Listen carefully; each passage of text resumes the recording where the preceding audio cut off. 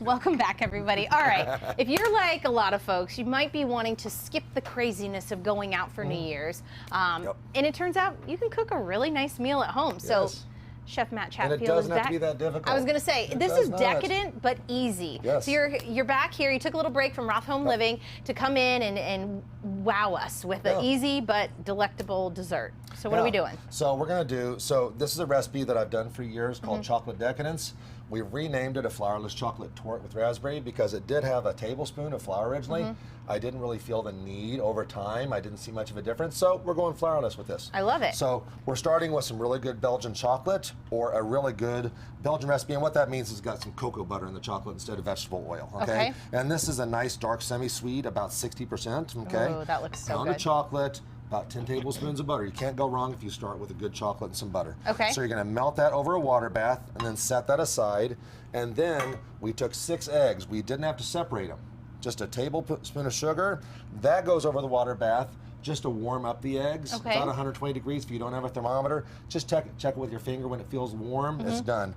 That goes in the mixer for 10 minutes. Oh, okay. And from there, we're going to take and we're going to do this in 2 additions. So you did the yolks and the whites. All of it together, so even easier. Okay. Okay, you don't have to separate, you don't have to worry about getting any yolks and the whites or any of that. Love it. Okay, now I prepared a cake pan. This is a 9-inch. You could use a 8-inch as well.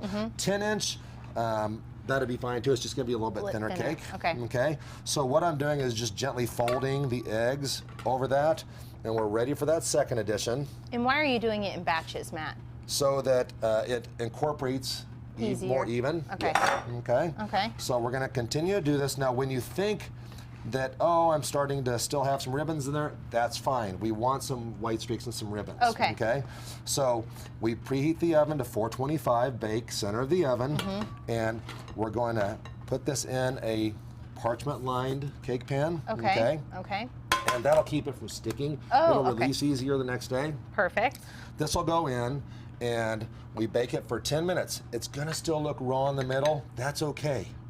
Pull it out, let it set up overnight in the refrigerator, and this is what it looks like when it comes out. This is gorgeous. Absolutely gorgeous. Now you'll notice I've got the knife in some hot water. Yeah, I was wondering about that. That's because this is a very fudgy cake. Okay. So we're gonna use that to cut the cake. That'll come out cleaner. Got it. And then you just use the knife, set that on there. Okay. We've got a little bit of raspberry sauce on the plate. If you don't have some frozen raspberries, hey, get out some seedless strawberry or raspberry jam, a little dusting of some powdered sugar to decorate it. Do a little more. Okay.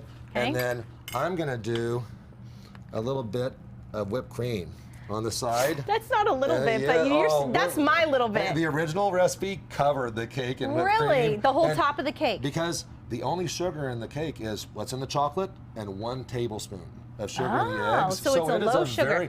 It is a very low sugar. So just dot them around, make them look pretty, have some fun with it. Oh, geez, I'm not very creative here. That's okay.